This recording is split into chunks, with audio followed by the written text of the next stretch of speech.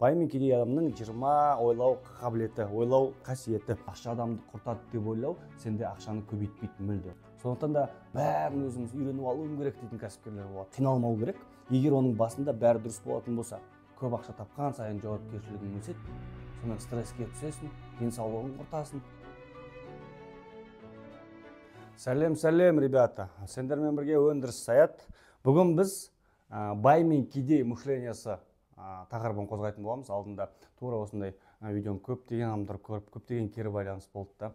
И мен осы бай мен кедей мышлениясы екі форматын түсіргім келді. Кетті ең бірінші, ең көп кездесетін нәрсе, кедей адамдар ойлайтын, ол ақша бұл жамандық, немесе көп ақша адамды құртады деген. Көп ақша адамды құртады деген ой подсознательном уровне саған көп ақша тапқызбайды. Яғни көп ақша табатын әрекеттер, көп ақша табатын идеяларды жасатқызбайды. Осылай ойлайды да, ақша құртады деп. Негізі ақша ешқашан адамды құртамайды. Ақша ешқашан адамды құртпаған негізі. Адам изначально жақсы немесе жаман болады. Просто ақша ол катализатор, көрсетеді адамның сущностін, оның жақсы немесе жаман екенін. Яғни өзінше адам, ол негізі итак басында өзінше еді. Просто ода ақша болмағаннан кейін ол өзін көрсетамаған. Власть болмаған, ақша болмаған, ештеңе болмағаннан кейін өзінің жаман екенін көрсетамаған. Ақша біткеннен кейін барып өзінің жамандығын көрсетіп бастайды ол. Жаман адам изначально да ол, ал жақсы адам ақша бітсе жақсылығын көрсетеді, жақсылығы тасиды оның. Ол өзіне, отбасына, әулетіне, ауылына, немесе кәдімгідей адамзатқа пайдалы болатын нәрселерді ойлап бастайды, сондай нәрселерді жасап бастайды. Сондықтан да ақша адамды құртады деп ойлау, сенде ақшаны көбейтпейді мүлдем. Бұл бір болатын болса, екіншісі көп табыс табу үшін көп жұмыс істеу керек деп ойлайды. Кәсіпкерлер әсіресе қазір жұмыс істеп жатыр, айына 1-2 миллион теңге табады, и ойлайды, мен қазір енді айына 5 миллион табу үшін мен одан да көп жұмыс істеуім керек деп кетеді. Көп әрекеттен көп табыс болмайды. Ол кедей адамның мышлениясы, көп жұмыс жасау керек, көп табыс табу үшін деген. Көп жұмыс жасауды отменить етпейміз, но дұрыс жұмыс жасау маңызды, важнее дұрыс жұмыс жасау. Көп табыс табу үшін көп жұмыс жасалмайды, көп табыс табу үшін дұрыс жұмыс жасалынады. Яғни ақылмен. Байлар қалай ойланады? Көп табыс табу үшін дұрыс әрекет жасау керек, яғни ақылды жұмыс жасау керек деп ойлайды. Үшінші, дұрыс емес убеждение адамдарда байлыққа апармайтын, ақшаны көбейтпейтін. Мен үлкен ақшаға лайық емес деп ойлайды. Осы ойдың кесірінен көп адам подсознательный уровне осы ой болғандықтан көп ақша таппайды. Дұрыс емес убеждение болғандықтан. Ребята, мен үлкен ақшаға лайық емеспін деп ойлаған адам ешқашан көп ақша таппайды, үлкен ақша.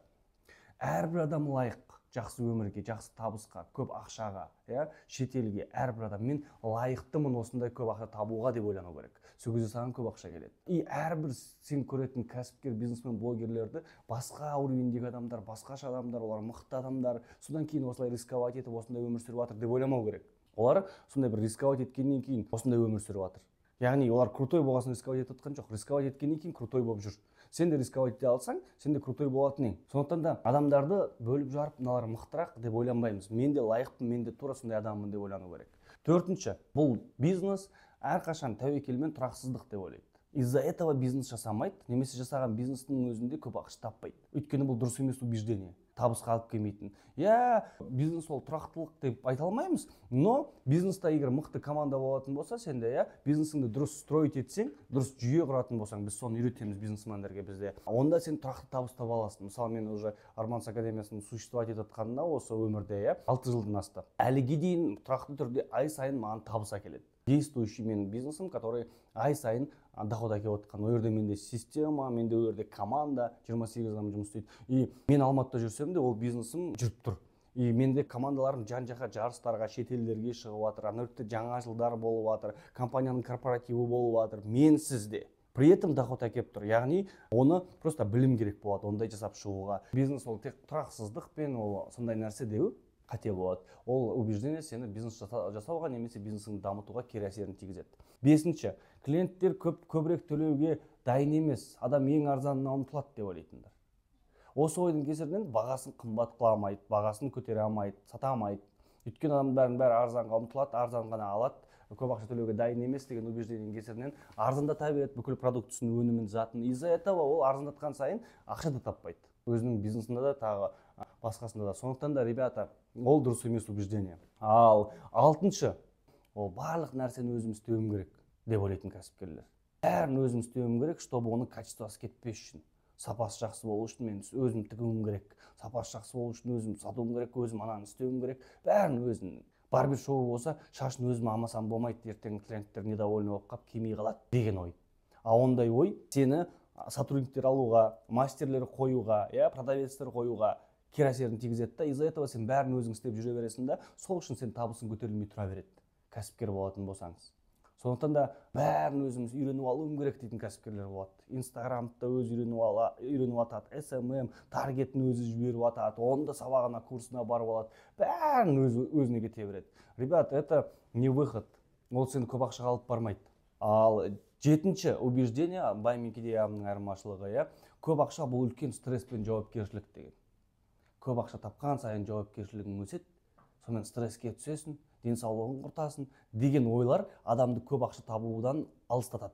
Жауапкершілік өсетіні хақ. Бірақ сен байлар қалай ойланады? Байлар бүйтіп ойланады. Мен жауапкершілік алуым керек көп ақша табуым үшін.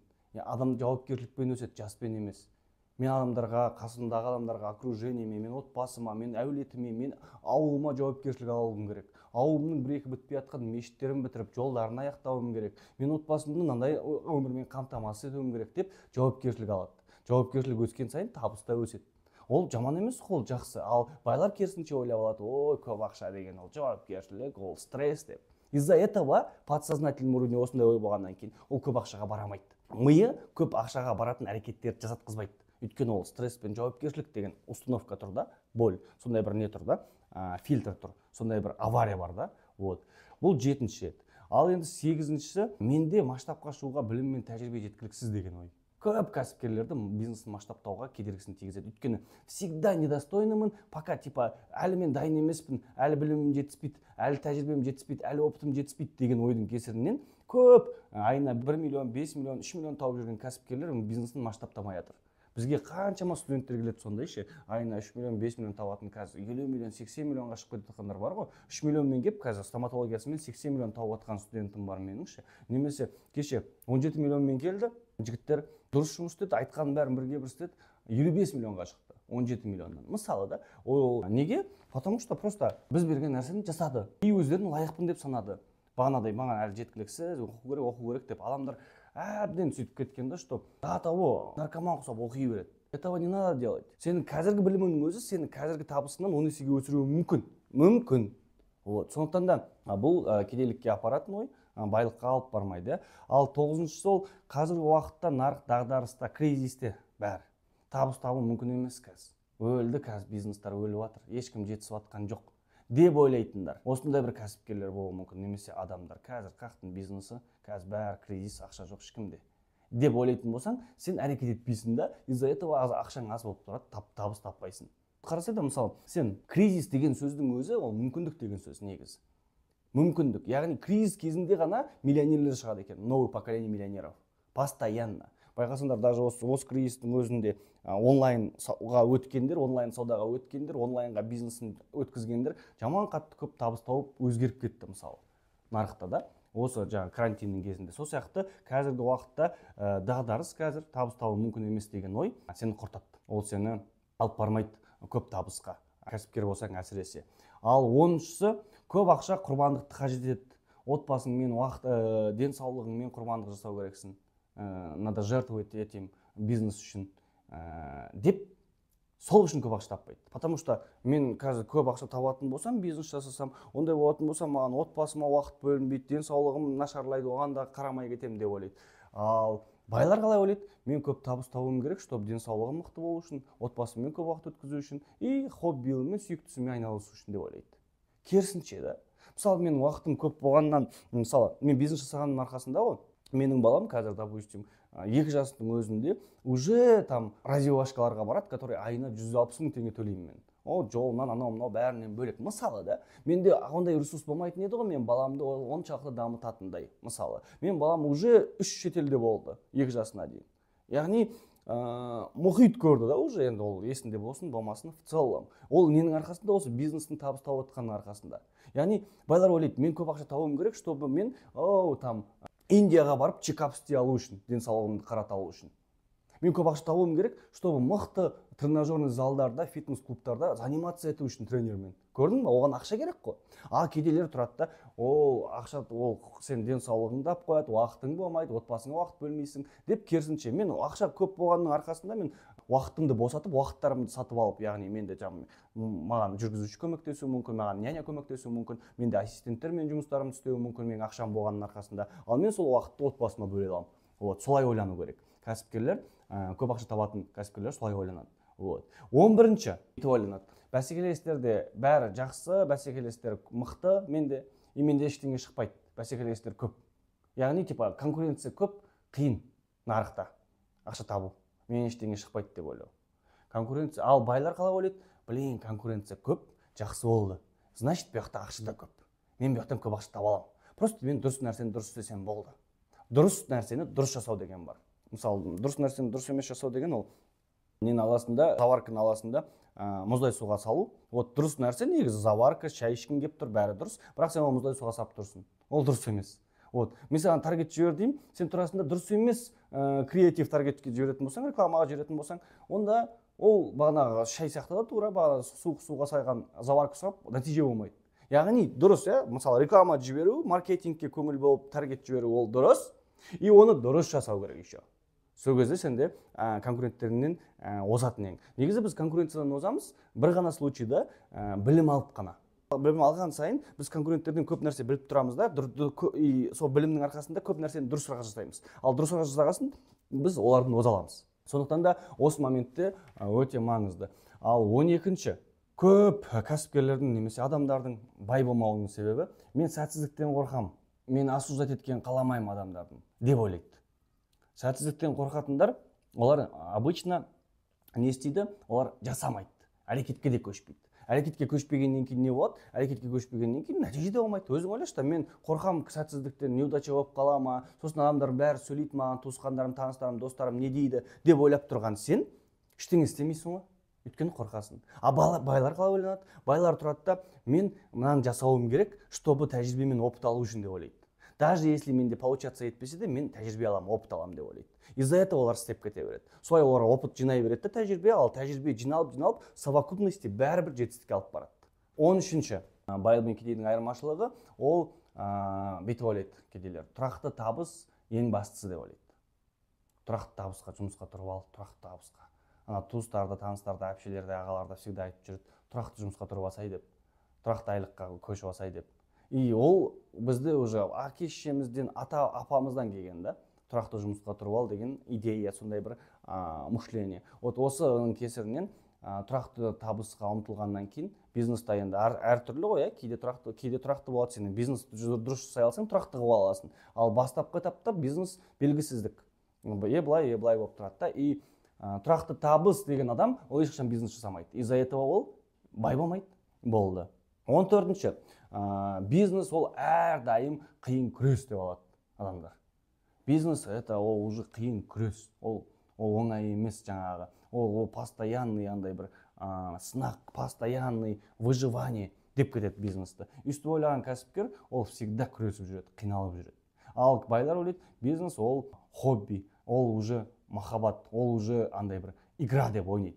Ойынға айландырып жүреді бизнесті. Ал ойынға айландырып жүрсең, сен ұтылсаң да нормально қайтадан орнынан тұрып жасай бересің. Из-за этого олар постоянно өсіп отырады. Ал 15-шісі өсу үшін, даму үшін, бизнесті развивать ету үшін маған ақша керек дейді деп ойлайтындар. Ақшасыз болмайды деп. Ондай адамдар всегда ақша таппайды, потому что ақша керек болғаннан кейін, көп нәрсеге ақша керек деп ойлағаннан кейін ол ештеңе істемейді. Оған ақша керек, оған ақша керек, оған ақша керек деп. А миллионерлер, бай адамдар қалай ойлайды? Мынау маған керек па, жоқ па деп ойлайды. Егер мынау маған керек болатын болса, онда мен бұған қаражат табылады, бұған ресурс табылады. Олар инвестор тартуы мүмкін, олар партнер табуы мүмкін. Ол біреу ақшамен кіреді, бұл біліммен кіруі мүмкін. Немесе инвестормен кіруі мүмкін. Ақша керек заттың өзінде де. Немесе даже байлар ақшасы болмаса да, қолында бар нәрсемен бір нәрсе жасап кетіп үйренеді. Сонымен табыс табады. Делай то, что можешь, с тем, что умеешь, там, где ты есть дейді. Қолында не бар қазір? Дәл қазір қай жердесің? Сонымен қимылдап үйрену керек. Сонымен әрекет жасап үйрену керек. Осындай бір кішкентай стол зат сатып, содан бастап магазин болуы мүмкін ғой. Бір комнаттан басталған ғой, Хаят деген үлкен сет, қазір $13 миллион құрайтын, миллиард долларды құрайтын компания, әшейін бір комнатадан басталған ғой, жаңа отель. Бір комнатадан басталған, қазір сеть отелей бүкіл мирада да, вот әлемде. Вот, сондықтан да өте маңызды. 16-шы дұрыс емес ойлауы кедейлердің, барлығын бақылауда ұстауым керек, әйтпесе бәрі құлдырлайды деп ойлайды. Бәрін өзім контрольда ұстамасам болмайды деп. Из-за этого адамдар жұмысқа алмайды. Жұмысқа алмайды, управляющий директор деген сияқты должностьқа, пиар менеджер болуы мүмкін, немесе типа директор ретінде адамдарды алмайды, басқарушыларды. Из-за этого бәрін өзім бақылауда ұстауым керек деп тұрады да. Команда болмағаннан кейін развитие болмайды, бизнесінде өсу болмайды. Байлар ойлайды, әрбір істе бір менің управленецім болу керек деп. Из-за этого олар өсіп отырады. Сондықтан да, ал 17-шісі, егер менде табысты болсам, маған тым көп жұмыс жасауға тура келеді деп ойлайды. Мен көп ақша табатын болсам, онда маған көп жұмыс жасауға тура келеді деп ойлайды. Из-за этого көп жұмыс жасамау үшін көп табыс таппайды. Кедей ойдағы адамдар. Ал байлар қалай ойлайды? Мен жұмыс жасағым келеді деп ойлайды. Мен жұмысты солай құрастыра аламын, что мен аз жұмыс жасап та көп табыс таба алатын. Яғни мен команда құрастыра аламын. Осы бойынша білім алам, оқимын, ізденем деп ойлайды. Из-за этого олар табыстары өсіп отырады постоянно. 18-шісі, ол егер мен байысам, достарымнан, туыстарымнан айырылып қалам деп ойлайтындар. Яғни мен байып кетсем, мен достарым, туыстарыммен араласпай кетем.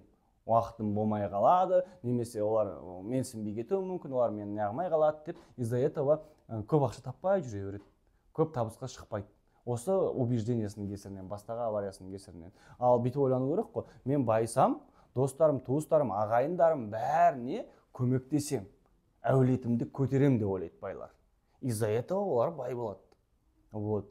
Ал 19-шысы, ең тоже жамандарының бірі, барлық бизнесті бастамас бұрын, немесе бар бизнесімнің ішінде де бір кейбір нәрселерді мінсіз жасауым керек деп ойлайды. Дұрыс әдем жасауым керек деп. Как будто бана не ғой, барлығын дұрыс жасау деген. Олар кафені ашу үшін, бұндай адамдар сөйтіп ойланады, кафені ашу үшін 2 жыл кофені зерттеп, сұмдық бариста болады, сосын барып кафені ашады. А ол бизнестің жауы. Негізі мінсіздік ол бизнестің жауы.